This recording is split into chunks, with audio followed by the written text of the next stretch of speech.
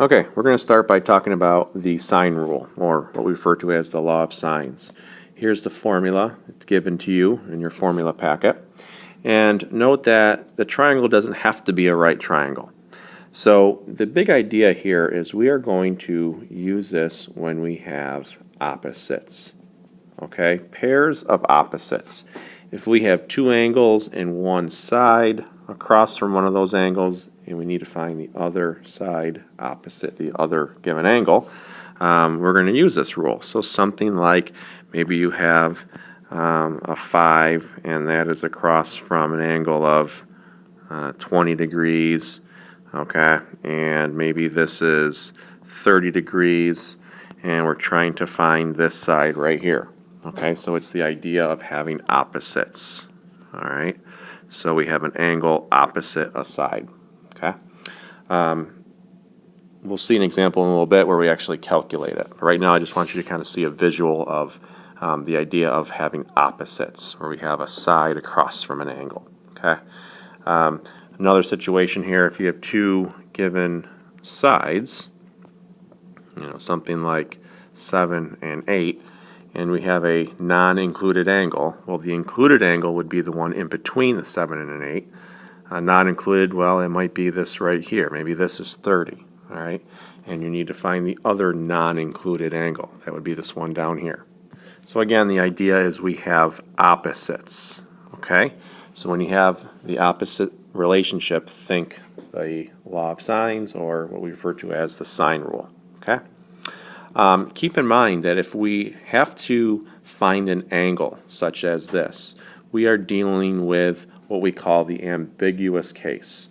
Anytime you are using your sine rule to work backwards and find an angle, you're going to end up having to do inverse sine, okay? And that means you could have two possible angles. And the reason for that, recall, is that the sine is positive in the first two quadrants. So whatever your angle is that you get, let's call it theta, as a result of using your sine rule, that is one possible answer, and the other possible answer comes from doing 180 minus that angle. Now sometimes we're going to reject that second angle because you might end up with a scenario where the angles in your triangle add up to something beyond 180. Okay, so then we would reject it. So you're not always going to have two possible angles, or two possible answers, okay? So let's look at one of these navigation problems again. These are the problems that before I was saying to do using right triangle trig or SOHCAHTOA trig only. All right, now we're going to use a more efficient way of solving them. So we have this ship. It is sailing north, okay? So here's our ship sailing north. The captain sees a lighthouse 10 kilometers away on a bearing of 32 degrees. So we're heading north. So at the first observation, 10 kilometers away at a bearing of 32 degrees would suggest that this is 32 and this side is 10, and this is our lighthouse, okay, LH. All right, later on, so we're still traveling north here. Okay, we're still northbound. Later on, the captain observes that the bearing is 132 degrees. So this is our second observation point. The bearing is 132 degrees. So what that suggests is this angle is 132. Okay, so we can see it's certainly greater than 90 degrees. All right, so he's kind of looking back.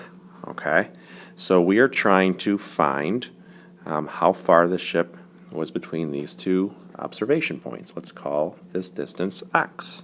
All right. Well, if we know that this angle is 132, the one next to it on the inside would be 48. We get that by just subtracting from 180, okay, since those are adjacent angles. And that would make this other angle inside here 100, all right, since the angles in a triangle add up to 180. Well, we can use our sine rule now to find that side x. So x over the sine of 100 is equal to 10 over the sine of 48. Notice that x is across from 100 and 48 is across from that 10. I can't use that 32 because I don't know the side that is across from 32. Okay, so now you just are going to carefully cross multiply and solve. Okay, so I just did that calculation. Again, we are just simply cross multiplying. We end up having to divide by the sine of 48. 3 sig figs, since they don't tell us how to round, so 13.3 kilometers. Okay, on to our cosine rule.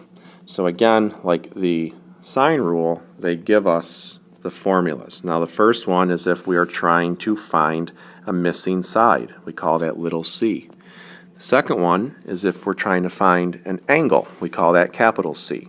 All right, so we're going to use the first formula if you're given two sides in a triangle and the included angle. So something like this is 4, this is 6, and then maybe this is 50, and you're asked to find the side across from that included angle.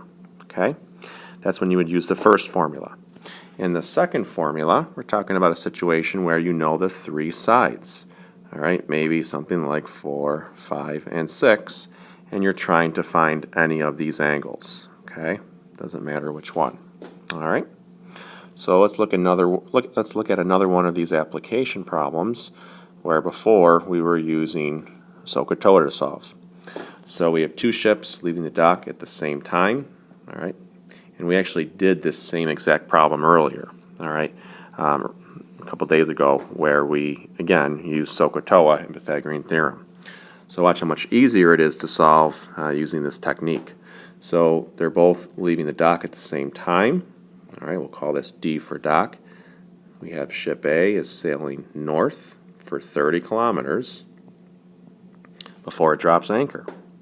Ship B sails on a bearing of 50 degrees for 65 kilometers before it drops anchor. So this is 50 degrees.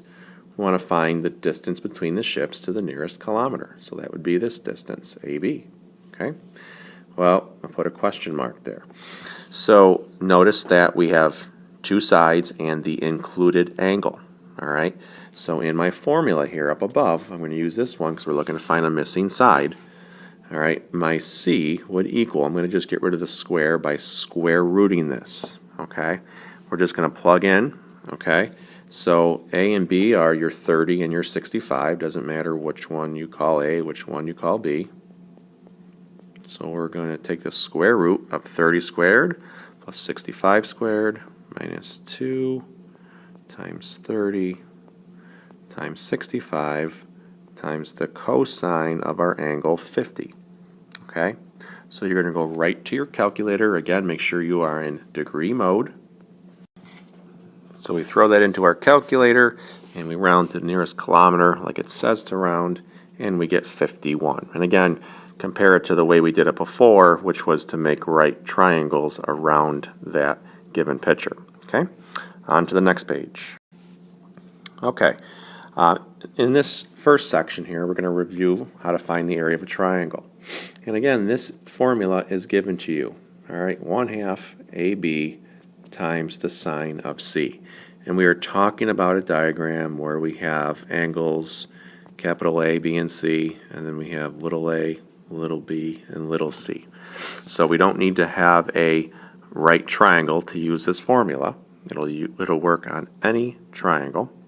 So A and the B, notice, are the little a and little b are the sides that surround our angle big C.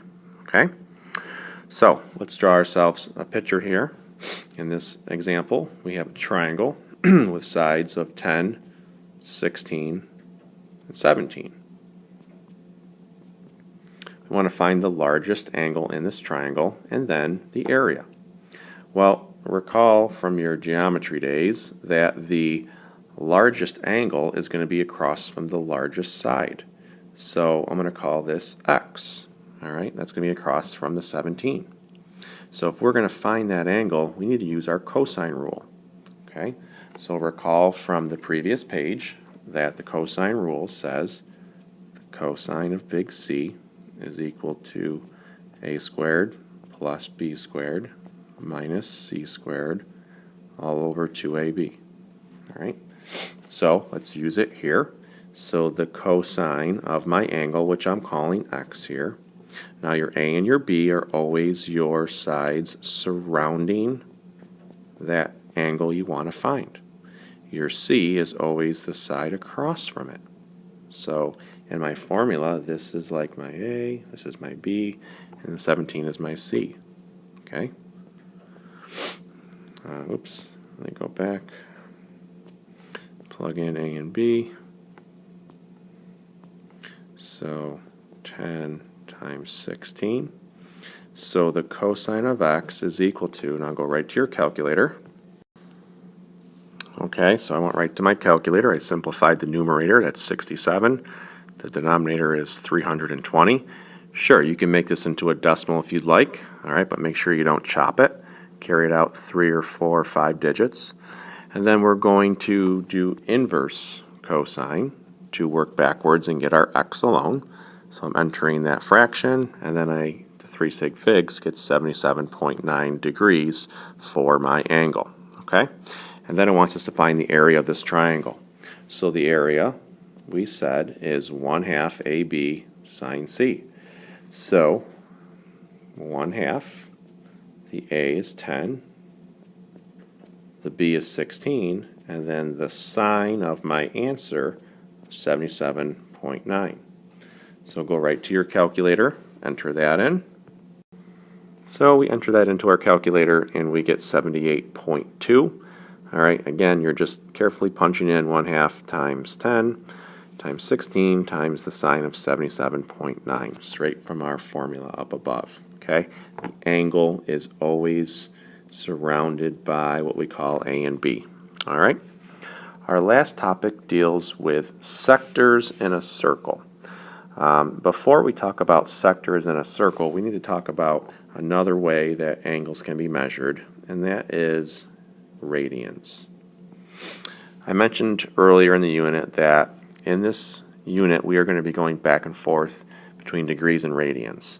So far up to this point we've been doing everything in degrees. Well, now we're going to be switching over to radians. When we talk about sectors and arcs, all right, in a circle, we are looking at situations where our angle is going to be in radians. Okay, so recall from last year that 1 radian is approximately 57 degrees. And the way we're going to convert, if we need to, all right, if we're given something in degrees and we need to convert it to radians, we are going to multiply our degree value by pi over 180. That's how we're going to convert from degrees to radians. Okay, so that's our first definition.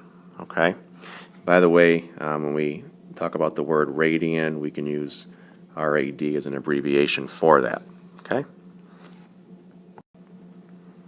Next, we have the definition of a central angle. So we're going to use the symbol theta to represent our central angle, and this is always going to be measured in radians. And this is always going to be the vertex. This is always going to be an angle whose vertex is in the center of the circle. So let me draw a picture here of what we're talking about. All right. So we have a circle. Here's the center. And this is my central angle. All right, we're going to call that theta. And again, in all of these problems, we are talking about theta being measured in radians. Okay. Now, from there, we have an arc length. When we talk about an arc length, we are referring to this distance on the outside of the circle. Okay, so it is a distance on the arc. All right, and the symbol that IB uses is L. So imagine taking a string and draping it across that curved distance there, that curved surface, and measuring its distance. Okay, that's known as the arc length. The sector, think of the sector as like a slice of pizza. Okay, the sector here is this so-called slice of pizza that I just outlined in red. Okay, it has a radius of r, So it's going to be the same on each side there, since that is the center of the circle. Okay? Now there are two formulas given to you. All right, the first one is for the arc length. IB uses a lowercase l. So they tell you that L is equal to theta times R. So if we know our theta in radians and our radius, we can simply multiply those together and we'll have our arc length. And the last one is the area of a sector. Again, this is given to you. This is 1/2 the theta times the radius squared. Let's look at a couple quick examples. We want to find the length of the arc, which subtends, that just means extends out, a central angle of 2.6 radians. So let's draw this. All right, so we have an angle, now 2.6 radians. To get a feel for the size of this, if you were to do 2.6 times 57 degrees, okay, this is approximately 148.2 degrees, okay? So when we are drawing this, if we want to do this somewhat accurately, all right, if I'm going to draw an angle that's close to 150 degrees, it's going to look something like this. So this is my angle. Now I'm going to write the radian measure, okay? This is my theta, all right? It's 2.6 radians.